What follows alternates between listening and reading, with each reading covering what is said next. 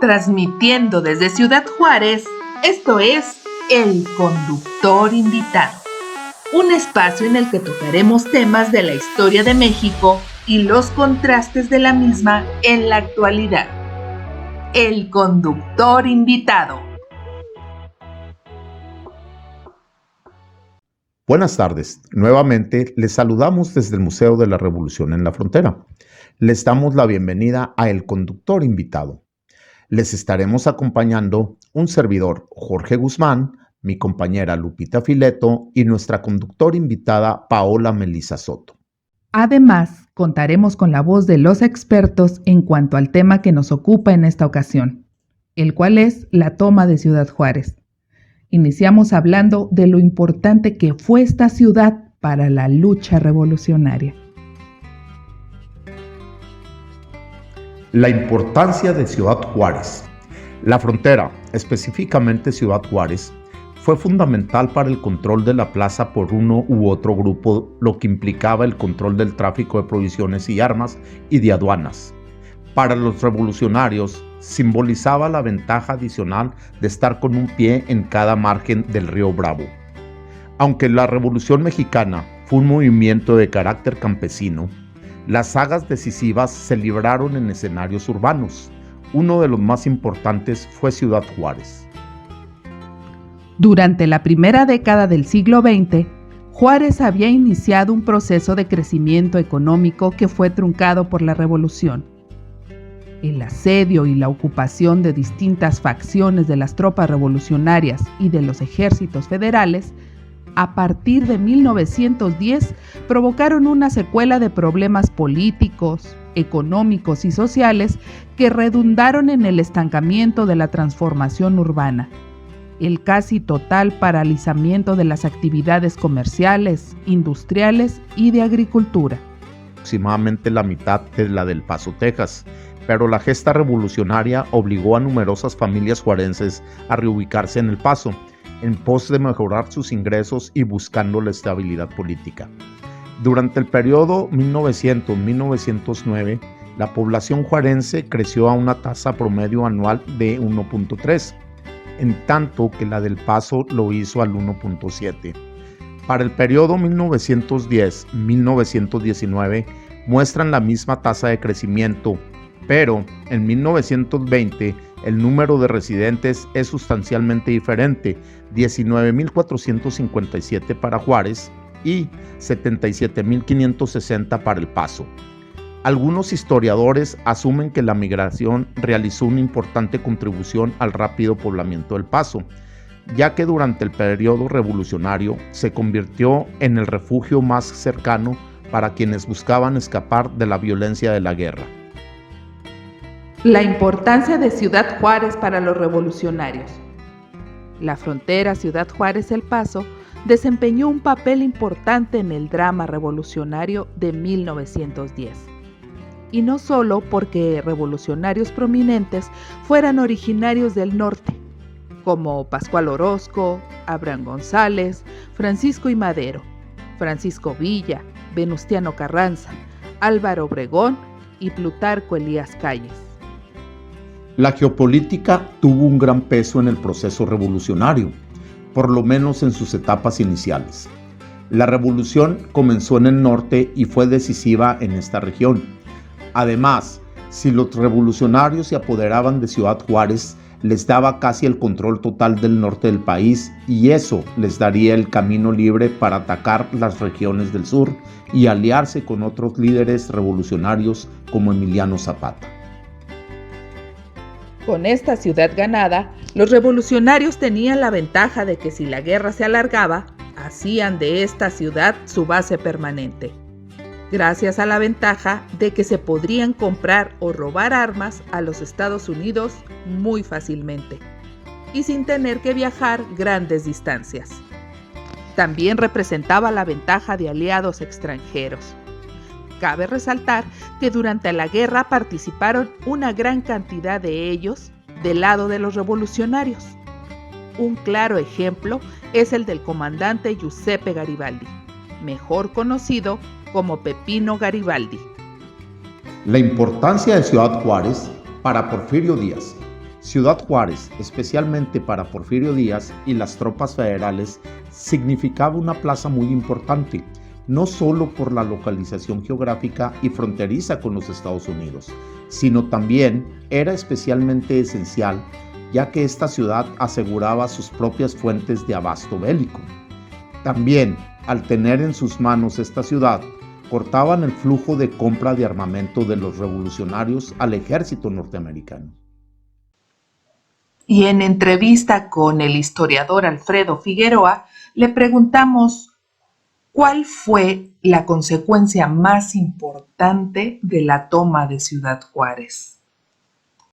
Lo importante fue que aquí triunfó la revolución para que dejara el poder don Porfirio Díaz. Porque recuerde que había una oligarquía,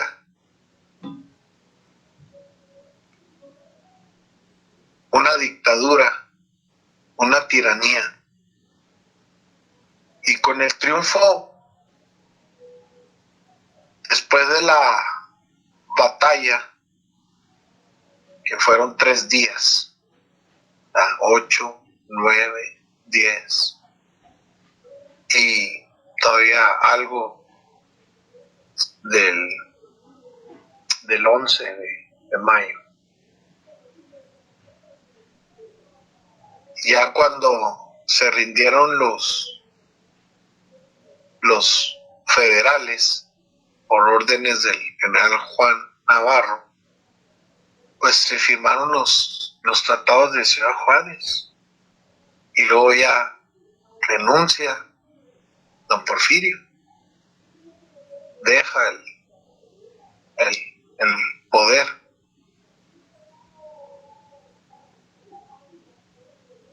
Ahora,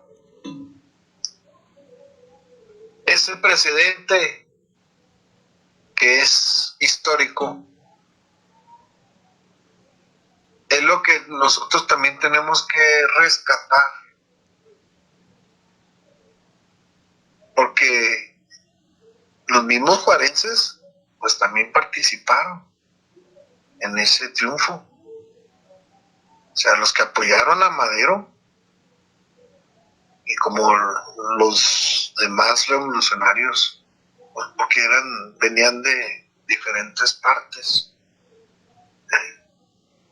chihuahuenses, aquí fue el triunfo. Aquí se logró. Y lo sabe, los políticos lo saben, o sea, saben de la importancia. También le preguntamos que si la situación actual de la ciudad se compara con la situación de la época revolucionaria. A comparar el auge comercial. Pues había muchos, había casinos en aquel tiempo. Siempre han venido muchos extranjeros a Ciudad Juárez. Cantinas también, porque pues aquí han venido, o sea, a consumir alcohol.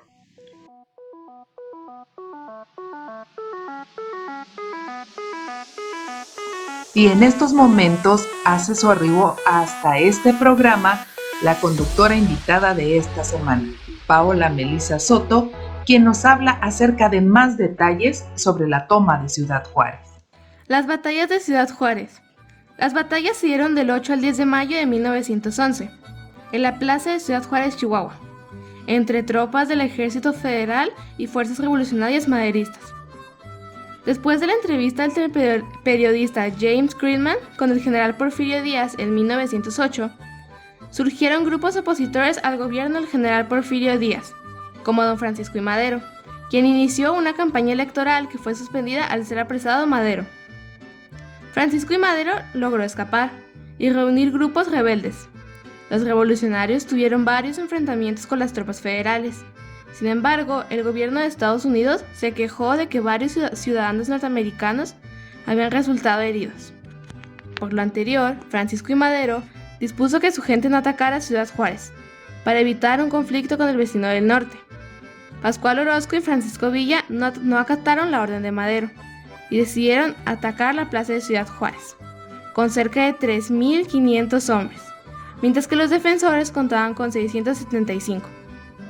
En terrenos exteriores de la ciudad se construyeron 2 trincheras, cubriendo una extensión de 200 metros, apartado de la orilla del río Bravo. Hacia el sur y del lado poniente se levantó una pequeña barrera de artillería, formada por adobes. Estas fortificaciones estaban a lo largo del margen derecho de un arroyo que limitaba la población. Había otra barrera para la infantería y artillería, al sur del hospital poligonal de adobes, construido casi igual que el anterior. Al sur de la población y cerrando el paso a las vías nacionales del ferrocarril, se construyó una barricada con traves de madera, sobre las cuales se colocaron sacos de tierra. En el edificio de la escuela se colocó la ametralladora y elementos del 23º Batallón. Por la parte oriente, en la calle del Comercio, se levantó otra barricada igual a las anteriores, cubriendo la calle, y como a unos 100 metros del cuartel general se construyó otra barricada al norte, a unos 100 metros de la jefatura de armas. Protegida esta barricada por las alturas del teatro y jefaturas. El 8 de mayo de 1911 se inició el ataque a Ciudad Juárez, por el poniente de la ciudad contra un puesto avanzado de los federales, situado sobre el margen derecho del río Bravo.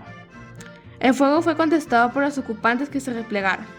Los revolucionarios, para impedir que los federales recibieran apoyo, designaron a Marcelo Caraveo, con 80 elementos maderistas, que ocuparon la estación Bauche, punto estratégico para que el ejército federal recibiera apoyo. Don Francisco I. Madero designó a 2 representantes para fungir como parlamentarios ante el ejército federal, quienes entregaron una carta de Madero al general Juan Navarro para invitar a suspender el fuego y evitar problemas con Estados Unidos de América. Las tropas federales suspendieron el fuego, mientras que los revolucionarios continuaron con su ataque, aprovechando el margen del río Bravo, tomando por sorpresa a los defensores, obligándolos a concentrarse en el centro de la ciudad. Los revolucionarios lograron tomar el norte de la plaza para avanzar al sur de la misma. El ataque se prolongó hasta la medianoche. El 9 de mayo de 1911 fue volando el polvorín del ejército federal, extendiéndose el fuego en toda la línea de defensa. En la mañana del 10 de mayo de 1911, las tropas se replegaron al cuartel general para seguir combatiendo al enemigo, pero por falta de personal y municiones decidieron rendirse. Con la toma de Ciudad Juárez por parte de los revolucionarios dio origen a que se pactara la renuncia del general Porfirio Díaz como presidente de la República, en los tratados de Ciudad Juárez. El 25 de mayo de 1911 renunció Díaz a la presidencia y quedó como presidente provisional el licenciado Francisco León de la Barra, quien preparó las elecciones presidenciales en las que salió triunfador don Francisco I. Madero, con lo que concluyó la primera etapa de la Revolución Mexicana.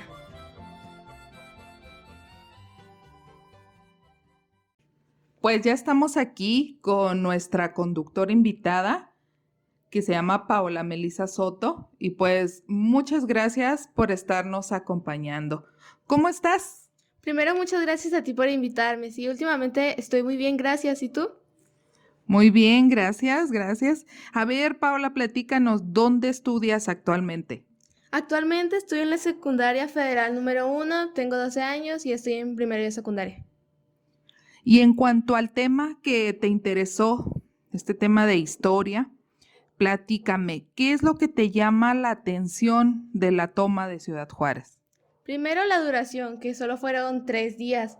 Y pues creo que también esto de que solo duró 3 días tiene que ver porque por un lado eran más de 3.000 hombres y por el otro eran solo poco más de 600.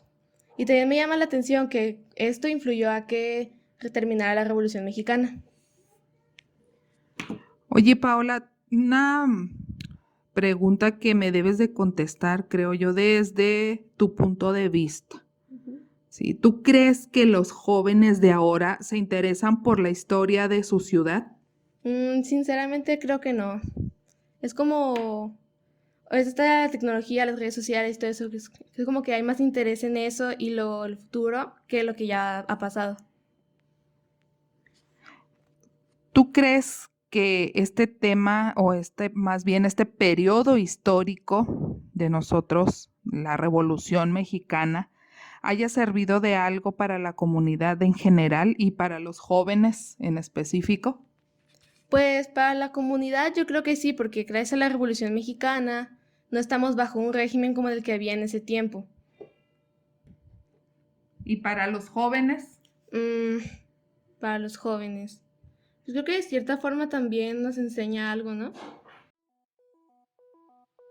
Y ya para despedirnos, solo nos resta agradecer al historiador Alfredo Figueroa, quien fue el primer director de la Casa de Adobe aquí en Ciudad Juárez. Él nos proporcionó la entrevista que escucharon. También agradecerle a Roberto Fernández, quien es guía e historiador del MUREF, y él nos proporcionó gran parte de la información. Asimismo, pedirles a todos ustedes que nos sigan acompañando en las próximas emisiones del Conductor Invitado. Hasta pronto.